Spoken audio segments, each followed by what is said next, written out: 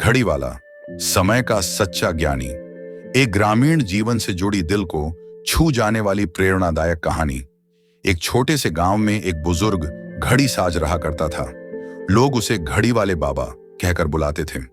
उसकी दुकान गांव के किनारे पीपल के पेड़ के नीचे बनी एक पुरानी सी झोपड़ी थी। उस दुकान में हर तरह की घड़ियां मिलती थीं। दीवार पर लगाने वाली, जेब में रखने वाली, हाथ में पहनने वाली। कुछ तो इतनी पुरानी थीं कि अब वैसी घड़ियां बनती ही नहीं थीं। लेकिन घड़ी वाला केवल घड़ियां नहीं बेचता था। गांव का हर आदमी जानता था कि अगर जीवन में कोई उलझन हो, कोई कठिन निर्णय लेना हो या दिल बहुत भारी हो, तो बस घड़ी वाले बाबा के पास चले जाओ। बाबा की आंखों में समय की समझ थी। उनकी बातें सुनकर ऐसा लगता मानो वो घड़ी नहीं, जिंदगी को ठीक करने वाले कारीगर हैं। एक दिन एक युवक गांव से आता है। नाम था अर्जुन। बहुत परेशान था। शहर में नौकरी करता था, लेकिन हाल ही में सब कुछ खो चुका था। नौकरी, पैसा, आत्मविश्वास, सब कुछ। माँ ने कहा, घड़ी वाले बाबा के पास जा बेटा, शायद तेरा हल मिल जाए। अर्जुन बाबा की दुकान पहुंचा। बाबा मुस्कुराए और बोले, घड़ी बनवाने आया है या वक्त समझने? अर्जुन चुप रहा, फिर आंखों में आंसू भरकर बोला, बाबा मेरा सब कुछ चला गया, अब क्या करूं? बाबा ने एक पुरानी बंद पड़ी घड़ी निकाली और बोले, इस घड़ी को देख, यह बंद है, लेकिन इसका मतलब यह नहीं कि यह टूटी हुई है।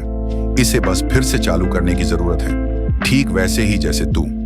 बाबा ने धीरे धीरे उस घड़ी के पुर्जे खोले, उसमें तेल डाला, फिर से कसाव किया, और जैसे ही घड़ी की सुइयां चलने लगी, अर्जुन की आंखें चमक उठी। समय रुकता नहीं बेटा, बाबा बोले, लेकिन इंसान कभी कभी रुक जाता है।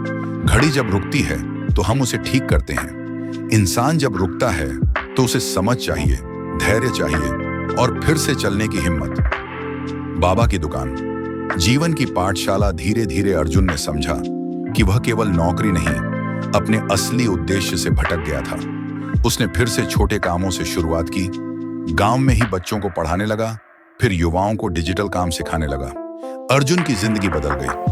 वो जहां भी जाता, लोगों से कहता, अगर कभी जीवन की घड़ी रुक जाए तो घड़ी वाले बाबा को याद करना।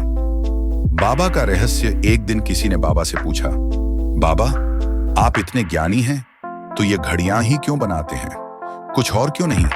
बाबा मुस्कुराए और बोले, क्योंकि हर घड़ी मुझे याद दिलाती है, हर एक सेकंड की कीमत है।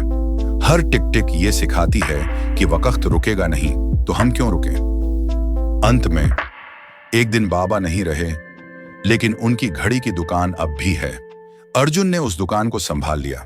अब वहां सिर्फ घड़ियां नहीं, जीवन के जवाब भी मिलते हैं। दुकान के बाहर एक बोर्ड टंगा है, घड़ियां बनती हैं, समय नहीं। समय को समझो और चल पड़ो। इस कहानी से सीखें, जब जीवन रुक जाए तो समझो घड़ी रुकी है। उसे मरम्मत की जरूरत है, हार मानने की नहीं।